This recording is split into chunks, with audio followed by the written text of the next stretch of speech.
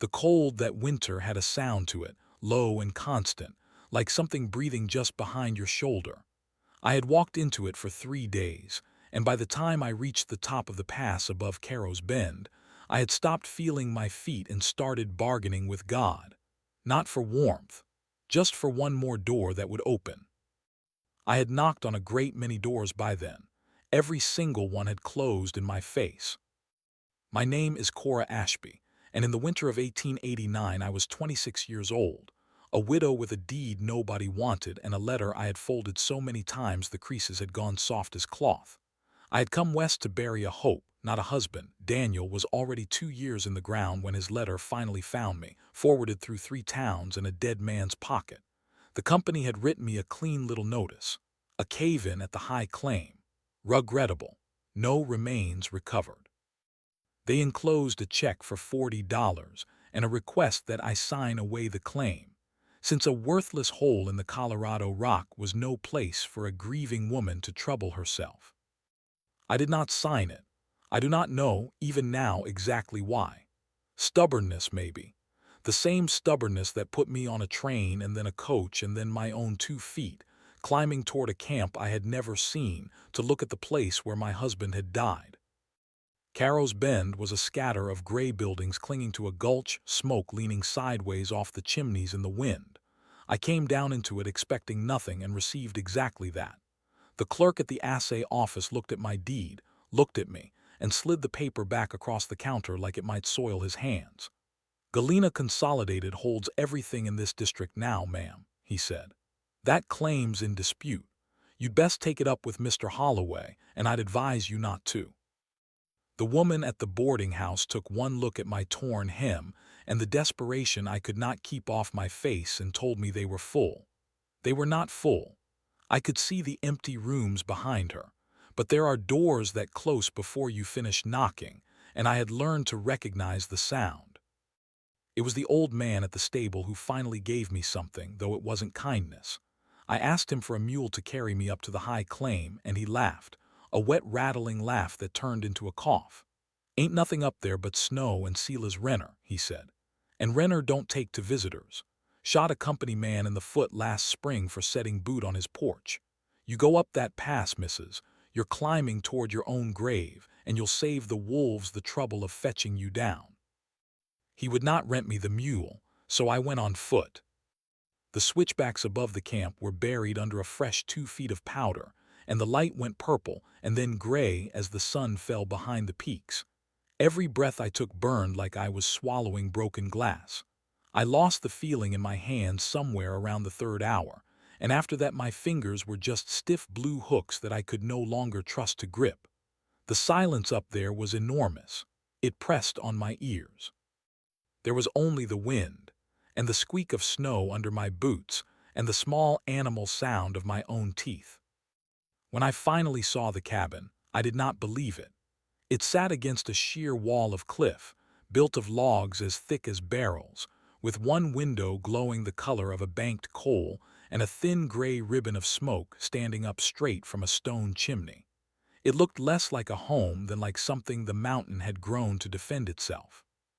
I fell 20 feet from the porch, just dropped into the snow as if my strings had been cut, and the snow was so soft and the falling felt so much like rest that for one long, terrible moment I wanted to stay there, to close my eyes and let the cold finish what the world had started. It would have been easy. That is the thing nobody tells you about freezing. At the end it is gentle.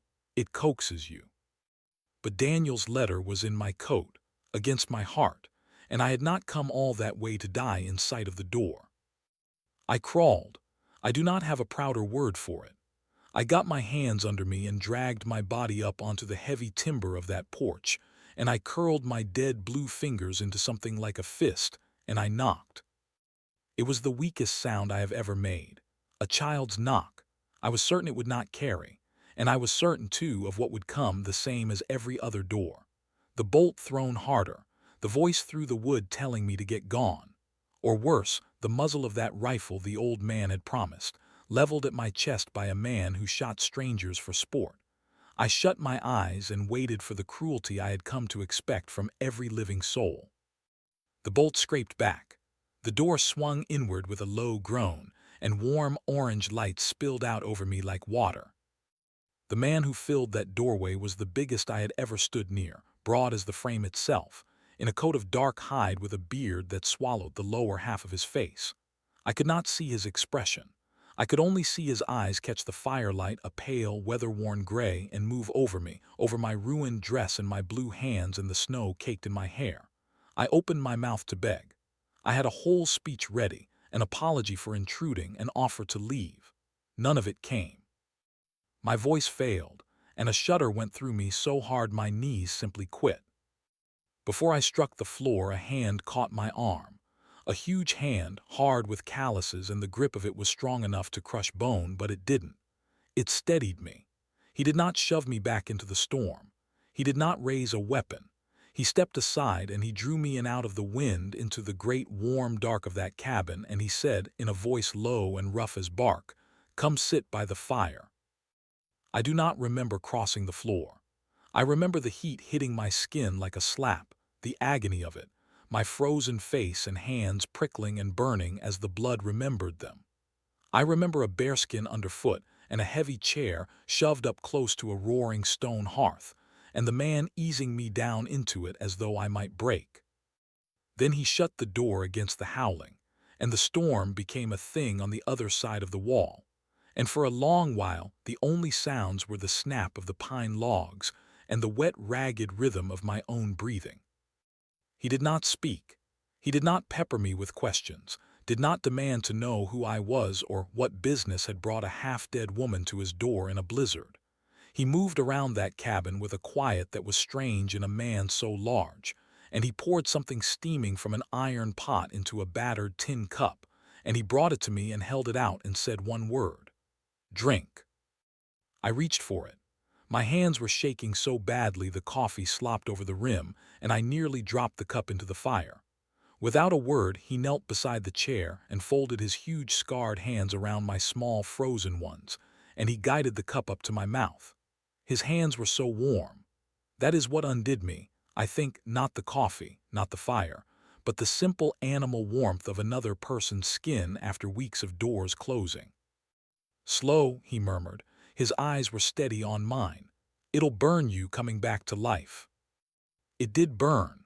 It was bitter and black and far too strong, and it was the finest thing I had ever swallowed. The heat of it spread down through my chest, and as it spread, the fear came with it, because I had remembered where I was. Alone at the top of the world, entirely at the mercy of a man the whole camp swore was a killer. "They told me you'd shoot me," I said. My voice came out cracked, barely a voice at all. He took the empty cup from my hands and stood. Something that was almost a smile moved at the corner of his mouth, under all that beard. "Folks down in the bend talk a great deal," he said. "I only shoot men who climb up here looking for a fight. You don't look like you came up here for a fight, missus. You look like you came up here for a grave." From the dark at the back of the cabin came a long, disgusted snort. I startled half out of the chair before I understood it. There was a stall built into the rear corner, and in it stood the most decrepit mule I have ever laid eyes on, gray about the muzzle, ribs you could count, and one milky blind eye that nonetheless seemed to be fixed on me with profound suspicion. The other eye was worse. It looked at me like I owed it money. The man followed my gaze. "That's Deacon," he said. "Don't take it personal. He hasn't approved of anybody since the Cleveland administration." The mule laid its ears back and snorted again, and the man nodded gravely as though a point had been made. "He's reserving judgment on you, which for Deacon is practically a wedding invitation." I laughed. It came out of me unexpectedly, a small broken sound that surprised us both, and it hurt my chapped lips. And I could not have told you the last time before that I had laughed at anything. The man's gray eyes warmed a degree, like he'd found a coin he'd thought he'd lost. "Renner," he said, by way of giving me his name. "Silas Renner." "Cora," I said, and then, because there seemed no reason left to lie about anything, "Cora Ashby." I have thought a great deal since about the exact moment a thing changes. Most of them you only recognize afterward. but this one I felt as it happened. The name left my mouth, Ashby, and the whole cabin went still. The warmth drained out of Silas Renner's face as though someone had opened a window. His jaw set hard under the beard. His broad shoulders went rigid, and he turned away from me slowly and looked into the fire as if it had asked him a question he did not want to answer. "Ashby," he said, quiet, not a question, a man confirming the worst thing he'd suspected. "Yes." I sat up straighter despite the ache in every part of me. "Do you know that name?" For a long time he said nothing. The fire popped. The wind leaned on the cabin. Even Deacon had gone silent in his stall. "I knew a Daniel Ashby," Silas said at last, and his voice had gone somewhere low and rough and careful. "Held the high claim, the one above this cabin up at the rim. Best man I ever stood beside. The cup would have fallen if I'd still been holding it. That's my husband," I whispered. "Daniel, the company wrote to me. There was a cave-in 2 years ago. They said there were no remains. They said the words tangled. I came to see the place, that's all. To stand where he died and then go home and let it be over." Silas Renner turned around, and the look on his face was not pity, which I could have borne. It was something far worse. It was the look of a man who has carried a thing alone for a very long time and has just been handed the person he was carrying it for. "There wasn't any cave-in," he said. He sat down across from me at a heavy oak table, and the chair creaked under him, and he put his big scarred hands flat on the wood and stared at them while he talked. Daniel and Silas had been partners. They had come up into the San Juans together in '86, 2 men with one good mule between them and a notion that the high rim above Caro's Bend held a silver vein the bigger companies had walked right past. Most men laughed at them. The rim was too high, the winters too long, the rock too hard. But Daniel had a nose for it, Silas said, and after a year of breaking their backs they hit it. Not a seam, a river. A vein of silver running back into the mountain richer than anything in the district. And they had filed the claim clean and legal and told no one, because the moment word got out, the wolves would come. The wolves came anyway. They came in the shape of a man named Royce Holloway. Galena Consolidated had bought up half the gulch by then, Silas said.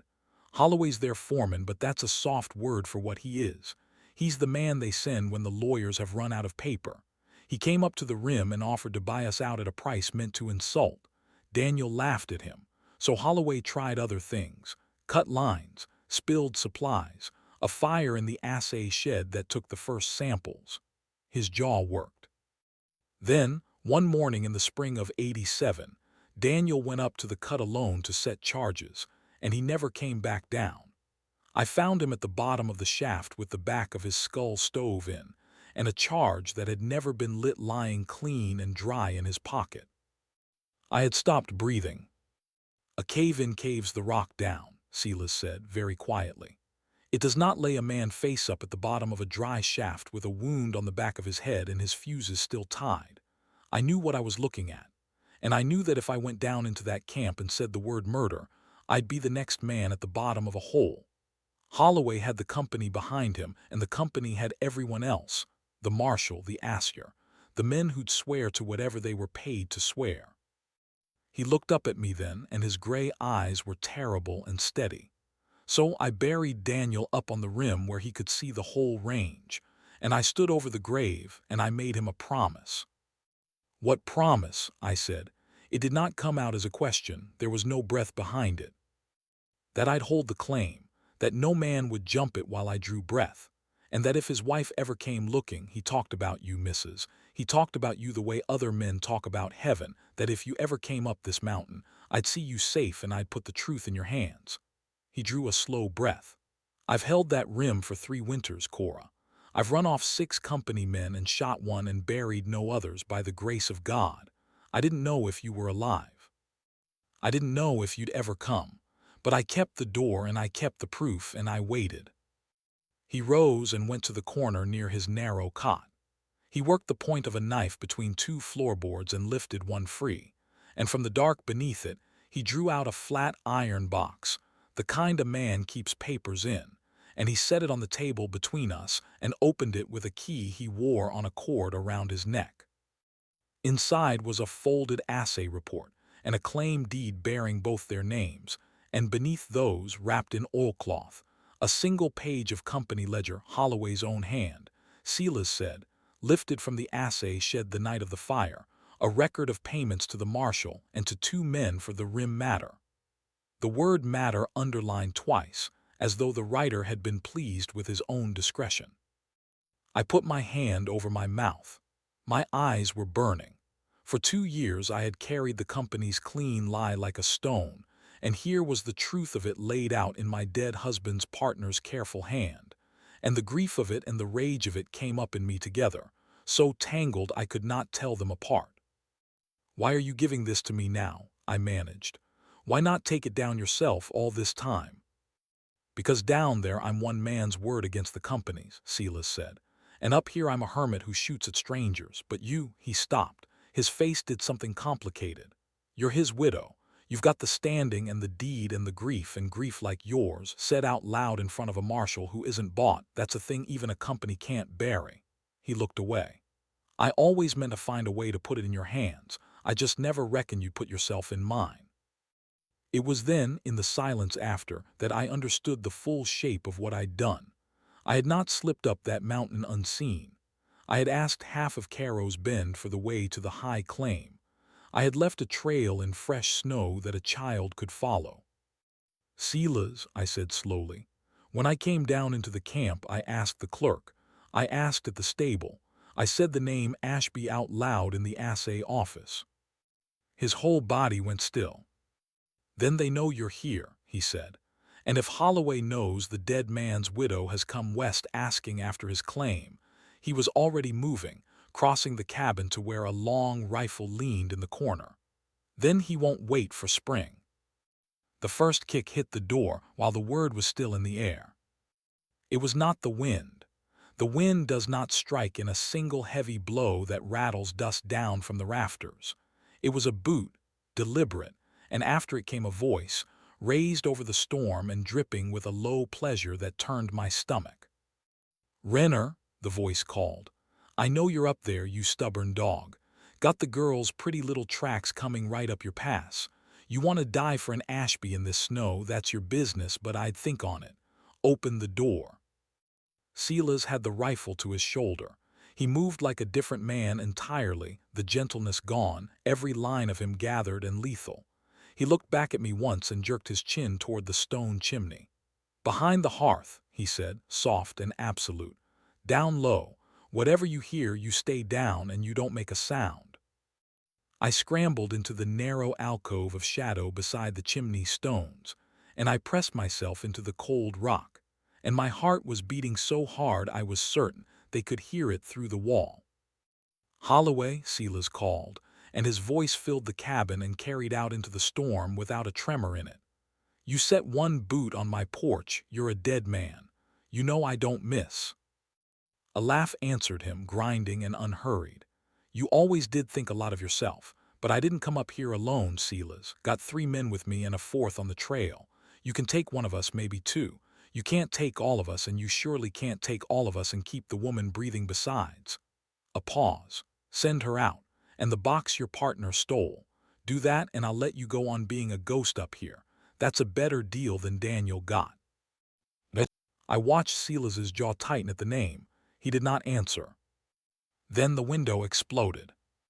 Glass burst inward, sparkling in the firelight like a fistful of thrown ice, and the long barrel of a revolver came through the broken frame and spoke fire and thunder into the room. The noise of it in that enclosed space was a physical thing. It struck me and I screamed, both hands over my ears, pressing my face to the stone. The ball buried itself in a log a hand's width from Silas's head. He did not flinch. He pivoted, smooth as water, leveled the rifle on the window and fired. The crack of it was answered by a choked grunt outside, and the revolver dropped onto the snow of the sill, and the shadow at the window was gone. "That's one," Silas said evenly, working the lever. "Holloway, your man at the window's done." A roar of fury came from outside, and then the door gave way. A great boot drove the bolt clean through its housing, and the door slammed inward off the wall, and the blizzard came in with it, a screaming white vortex that whipped the hearth flames sideways and made them gutter. Two men came through the gap. The first was low and fast, and he fired a wild shot as he came. I saw Silas jerk, saw the dark line open along the outside of his thigh where the ball tore through cloth and flesh. He grunted, and his answering shot took the low man square, and the man folded backward into the snow on the porch and did not rise. But the second man was already inside. He came through the door the way a wolf comes through a fence, and I knew, even before I saw the long pale scar down his cheek, and the eyes like two holes cut in ice, that this was Royce Holloway. He hit Silas before the lever could throw another round, and the two of them went down together with a crash that shook the whole cabin, and the rifle skated away across the bloody floorboards, out of reach. I have never seen two men fight like that. There was no art to it, no honor. It was two big animals trying to end each other, fists and elbows and knees, rolling into the table and splintering it, scattering the tin cups, knocking a chair to kindling. Holloway got a hand free and drove it into Silas's jaw, and Silas's head snapped back. Silas drove a knee up into Holloway's ribs and flipped him over, and they rolled again, into the middle of the room, and the snow that had blown across the floor was turning red beneath them. Then I saw the knife. Holloway had drawn it from his belt, a long, thin, skinning blade, and Silas had caught his wrist, and the two of them strained against each other with the point hanging in the air over Silas's eye. The cord stood out in Silas's neck. His wounded leg was sliding in the bloody slush. He was losing his purchase, inch by inch, and the blade was coming down. "You should have stayed dead up here, Renner," Holloway hissed, blood on his teeth, bearing his whole weight onto the knife. "Just another hole on the rim, same as your partner, same as I'll do with his widow when I do not entirely remember deciding to move. I remember the rage. It came up through me like a fire finding air, and it was for all of them, for Holloway over my husband's grave, for the men who'd written me their clean little lie, for every door in Carrow's Bend, for William and the whole bought rotten world that had told me my place was to be small and afraid and gone.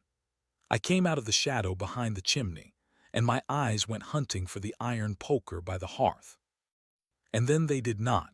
They went instead to the open iron box on the wreck of the table, to the page of oilcloth, to Holloway's own underlined hand.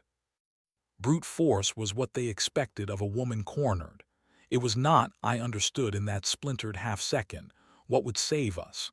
There was a fourth man on the trail. There were men outside in the dark who had been paid to do this, who did not yet know what they were standing in. So I did not pick up the poker. I picked up the ledger page, and I held it into the firelight where the men in the doorway could see it, and I made my voice as loud and as cold as I have ever made it. "Royce Holloway pays you out of the company's pocket." I shouted it at the broken door, past the two struggling men, out into the swirling dark where I could hear the others' boots on the porch, a fourth man come up at last from the trail. And this is what he paid for, his own hand. Payments to the marshal and to two men for the rim matter. The rim matter, that's my husband. That's Daniel Ashby murdered at the bottom of his own shaft. And every man Holloway hired to do it hangs beside him when the territory reads this. The knife had stopped descending. Holloway's eyes had cut sideways to me, to the page in the firelight, and for one instant the whole brutal weight of his attention came off Silas and onto the thing in my hand. "There's a fourth man on this porch," I called, and I did not let my voice shake, though God knows I had no right to such steadiness. "And he is standing in a cabin with 3 dead and a murdered man's ledger, and a widow who has already wired the United States Marshal at Silver City the name of Galena Consolidated and the date of this very night." It was a lie. I had wired no one. But I said it the way Daniel must have laughed at Holloway's first low offer, with the whole weight of being in the right behind it. "You can murder me too, but you cannot murder a telegram. And you will not hang for company silver while Holloway rides off to spend it. Ask yourselves what he's paying you to die for." In the doorway, the fourth man's lantern wavered. I could see his face now, young and frightened, snow melting on his hat. He looked at the page in my hand. He looked at the two men dead in the snow behind him. He looked, last and longest, at Royce Holloway, and I watched the arithmetic happen behind his eyes, the arithmetic of a hired man who has just understood that the thing he was hired to do is the kind of thing that ends on a rope, and that the man who hired him will be 3 counties away when it does. "Mr. Holloway," the young man said, his voice cracked. "Sir, you never said nothing about murder. You said run a squatter off a claim." "Shut your mouth," Holloway snarled. And it was the snarl that finished him, because in turning his head to snarl it, he took his weight off the knife. And Silas Renner, who had been waiting for exactly that, surged up off the floor and threw him. Holloway went over the wreck of the table and struck the wall, and the knife spun away into the dark. And before he could rise, Silas had a knee in his back, and the man's own arm wrenched up between his shoulders, and it was over. Not with a blow, with the truth, and one breath of slack, and a young hired man in a doorway who had decided he would rather live. The others did not come in. I heard them on the porch arguing in low, frightened voices, and then I heard them go back down into the storm, away from the cabin and the dead and the page in my hand, and they took the news of all of it down the mountain with them, which was the only thing I had truly needed them to do. Royce Holloway cursed me from the floor with my husband's name and the foulest words a man knows, and Silas tied his wrists to the structural beam in the corner with a length of hemp, and bound them tight, and then he did not look at the foreman again. He had stopped being worth looking at. The wind began to die a little before midnight. I have noticed that storms have a courtesy in them sometimes. They break when the thing beneath them has broken first. Silas dragged the door back into its frame, and we wedged it shut with the heavy dresser, and he carried the 2 dead men out into the woodshed to freeze until the ground would take them. And through all of it, he favored his torn leg and would not say a word about it. So I made him sit. I set a basin of snow to melt, and then to steam over the fire, and I tore a clean strip from the ruined petticoat under my dress, and I knelt down beside him at the hearth while he sat on the one chair that had survived, his coat and bloody shirt thrown off, his chest bare to the firelight. His torso was a map of old violence, pale seams and ridges of scar that told a longer story than he ever would. But it was the fresh red groove along the outside of his thigh I tended to, where Holloway's first man had marked him.